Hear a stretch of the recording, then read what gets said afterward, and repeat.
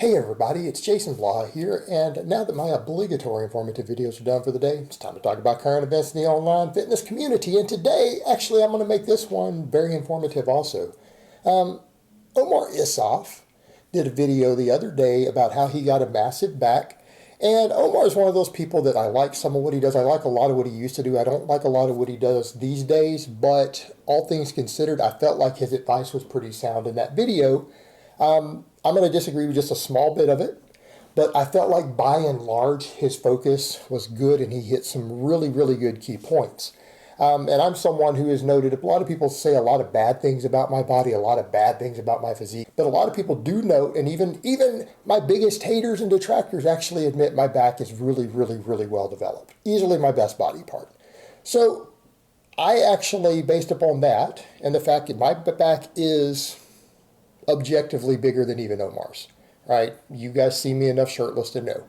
So I actually agree with most of the points he made. I thought he made some fantastic points. And part of it, he said, yeah, the deadlift can actually build a pretty big back, and I'll agree with that. I think the deadlift is the foundation of your back training. It's the foundation.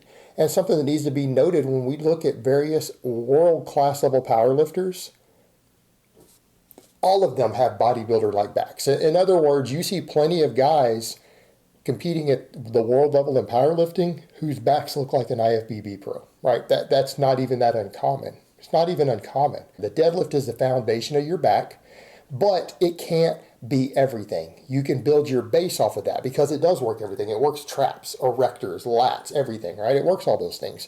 But you're not going to get maximum development. And I will also say that if you're not doing some sort of heavy pulling like that, then you're also never going to get maximal back development just from the other exercises. Like traditional exercises that a lot of bros do for their back also can't build maximum back development.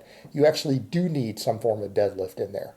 But let's look at what else he said. He said one of the problems is that you'll see even power lifters will oftentimes say, hey, yeah, we need pull-ups, we need rows, they need things like this, and they just tell you get as strong as possible, and they never discuss actually programming them, and that is a problem. A lot of guys just come in and they do just do a bunch of jump volume for their upper and middle back. Now, that can work for some people.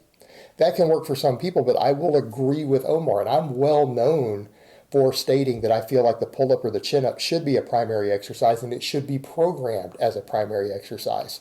Well, what does that mean? That means you could take whatever programming and progression pattern you run for, say, bench press, and you could do it for pull-ups. You can do it for pull-ups because I feel that the pull-up or the chin-up is the most effective complementary exercise for your back to go with the deadlift. I've done a lot of rows. I'm a fan of the pin lay row, but truth be told, I could cut rows out, all form of rowing. I don't care whether it's chest-supported, cable rows, pin lay rows, barbell rows, T-bar rows, dumbbell rows. I could cut all of it out and continue to grow my back. It's just not necessary. They have their uses. They do have their uses. It can be a useful exercise, but truth be told, when you come to stuff like the chest-supported rows, and that's where I'm going to disagree with Omar, I know plenty of guys who are extremely strong on seal rows, chest-supported rows, things like that, whose backs just really aren't that well developed. In my experience, in my personal experience observing over the years, those things don't really build a big back, right? They're useful accessory movements for improving your bench press and stuff like that. And I want to make that clear. Those sort of exercises, a lot of those horizontal rowing of any type, even done really strict chest supported, whatever, it doesn't build that much mass in your back. And that's just what I've observed over the years. I have never really seen people build a massive back doing that. And I know plenty of people who are very strong on those who just really still don't have that good of back development. I feel like the actual pull-up and the chin-up is superior. In other words, you combine a pull-up or a chin-up with deadlifting, that's going to give you maximum back development. That's what's really going to do it because of the motions involved. A lot of what you're doing with a stricter row is very redundant with a heavy deadlift in terms of what it works in the middle and upper back. It really is kind of a complementary lift to your deadlift more than anything else. It doesn't develop things like the lats quite as effectively as a pull-up or chin-up does. It just doesn't. And it has to do with ranges of motion involved. It has to do with the leverages involved. It just doesn't do quite as good of a job. And it has its own fatigue issues that can carry over to your deadlift. You can't always program serious progression on a row at the same time you're programming a deadlift. It interferes. The pull-up and the chin-up doesn't as much. So it lets you get more total workload that are focusing on slightly different areas of the back more. So I will agree with Omar. You do need to periodize. You need to program pull-ups and chin-ups. And I love that he pointed out, because that's what I always tell people. Look, when you follow a program for pull-ups or chin-ups, you just go based on weight.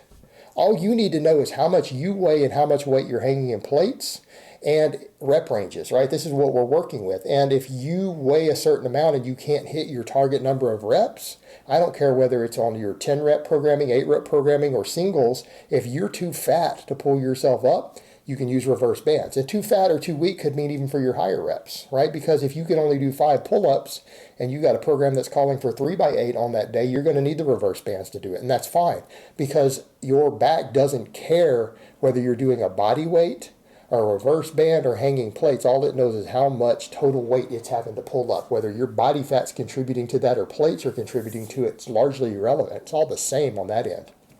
So I agree with him. I like that he threw in the part about reverse bands.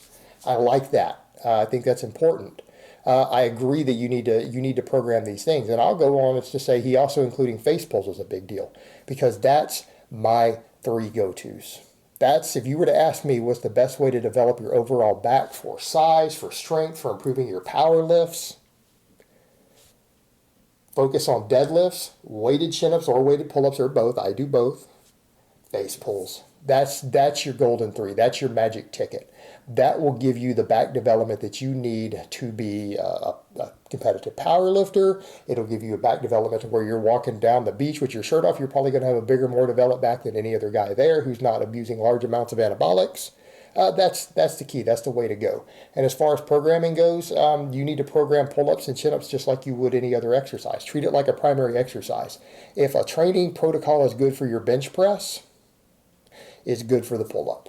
And that's how I view it. Like me personally, I run concurrent periodization for chins and pull-ups. I tend to rotate between the two back and forth in different phases. So for me, I have an actual heavy max effort day where I ramp up to a 1 to 3 rep max, and then I have more of a volume day. And like right now, I usually just do 3x6 on my volume day. Now, some people say, like, is that really enough total volume? It is for me, because I do so many face pulls that's getting my additional volume in, and then I do concurrent periodization for deadlifting. Also, I'm deadlifting twice a week. So even though my volume on those exercises, the chin-ups and pull-ups, is relatively low, it is programmed for progressive overload and a complement of other exercises. And I also have done periods of time where I ran, again, straight linear type progress doing chin-ups 3 days a week also. So I already have a base on the exercise. And yeah, I feel things like concurrent periodization works great for pull-ups and chin-ups. And yeah, don't be afraid to go heavy. Don't be afraid of doing a max, a 1 to 3 rep max on them, right? It's fine, because it's going to improve your base strength. So you can rotate through with your programming max effort type days, volume days, and it works pretty well. And as long as you're doing enough other face pulls and deadlifts and other stuff, you'll actually get the training volume that you need. So Omar also has his own program with it, and it probably is pretty reasonable as long as it gets you strong on the chin-up or the pull-up to where your 1 rep strength goes up, your 8 rep strength goes up, all of that on the chin-up, pull-up, whatever version you want to do. You're going to get well developed. And also working a couple different minor variations of it, maybe working on pull-ups sometimes, working on chin-ups sometimes, working through phases where you get stronger at slightly different grip widths. It matters, like rotating through that stuff and just getting strong in general at pulling yourself up to a bar, combined with deadlifting, is going to build a massive back for you. But it does need to be programmed like a primary exercise if you want to actually get strong at it. All right, guys, but that's really all I have to say on that today. I hope it's been informative, and I will talk to you guys next time.